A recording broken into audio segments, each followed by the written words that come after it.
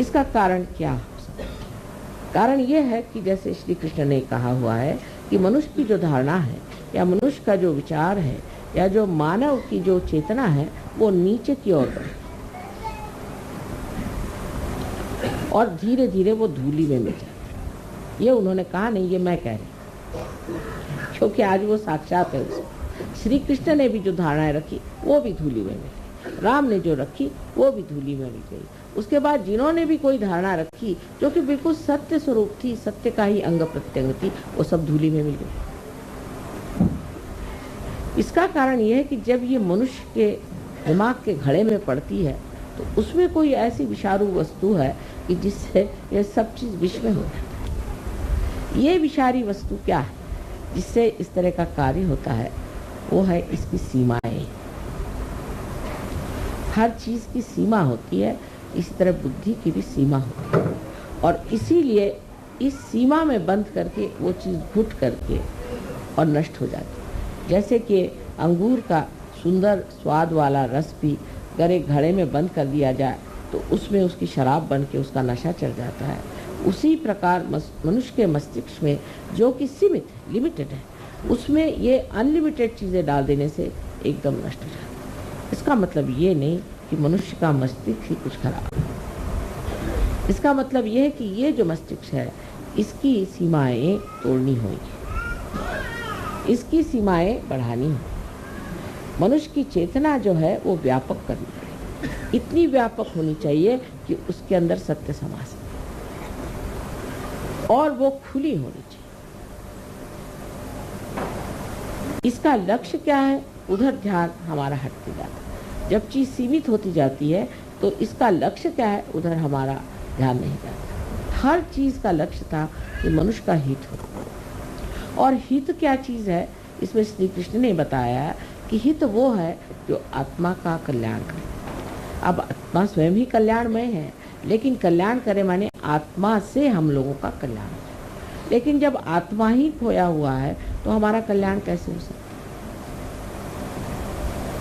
आज का जो नवीन वर्ष है ये विशेष बात है, क्योंकि आज की जो बात हम कर रहे हैं, आज का जो हम सहयोग का कार्य कर रहे हैं, ये हम अपने मस्तिष्क को विस्तीर्ण करें, महान करें, जिसको कि श्री कृष्ण ने कहा है कि विराट का स्थान जो है वो इस मस्तिष्क में है। इसके अंदर उसके जड़ें, उन जड़ों को हम जागृत कर रहे हैं।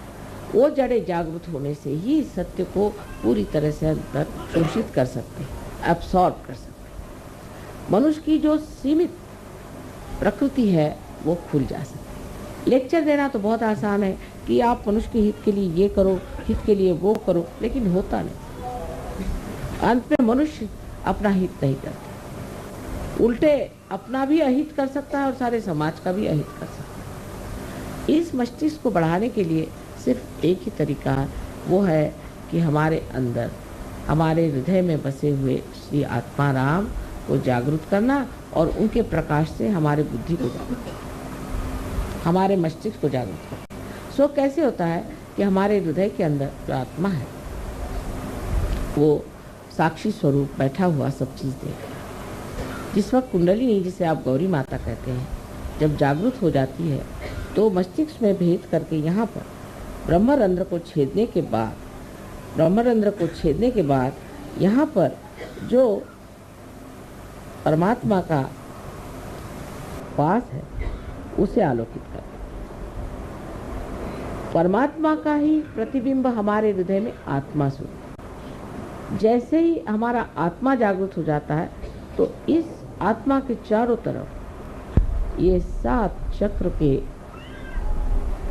आलोक, 7 चक्र के मंडल वो भी जागृत हो जाते हैं। और ये 7 चक्रों की जो पीठ है वो हमारे मस्तिष्क में है, क्योंकि वो भी जागृत हो जाते हैं, इसीलिए ये 7 मंडल भी हमारे हृदय में जागृत हो जाते हैं। ये मंडल जागृत हो जाने से ही हमारी जो नसें हैं या हमारी जो ब्रेन है वो एक तरह से अति सूक्ष्म तरीके से खुल जाता है और उसके अंदर शोषण करने की शक्ति बढ़ जाती है। सत्य को शोषण करने की शक्ति बढ़ने से ही मनुष्य सत्य पे खड़ा हो सकता है। आज तक मनुष्य सत्य पे खड़ा नहीं हो पाया। सत्य को सुनता है, जानता है, देखता है, पर उस पर खड़ा नहीं हो सकता। सत्य को आत्मसात करने के लिए आत्मा की जागृति होनी चाहिए, और वो आज सहयोग में हो गई, सहज में ही हो गई कहना चाहिए, जो इतने लोग आत्मा को प्राप्त हो। आत्मा को प्राप्त होने से वो शक्ति आपके अंदर जागृत होती है जिससे आप सत्य को आत्मसात कर सकें। जो आज डेमोक्रेसी का सत्य है वो सत्य आपके अंदर जागृत हो गया। माने ये कि दूसरा कौन है? दूसरा कौन है? सब तो हम ही हैं, हमारे ही अंदर सब कुछ है। जब आपको सामूहिक चेतना आ गई तो उसमें कम्युनिज्म का भी सत्य आ गया।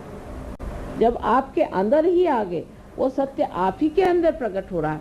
जब आप उसको देख करके, जान करके कह सकते हैं कि इस आदमी में कौन से दोष है। और जब आप अपने को जानने लग गए, जब आप अपने को देखने लग गए, आप जब अपनी ही स्वतंत्रता को प्राप्त हो गए, तो आप में डेमोक्रेसी का भी जो सत्य है वो भी जागृत हो गया।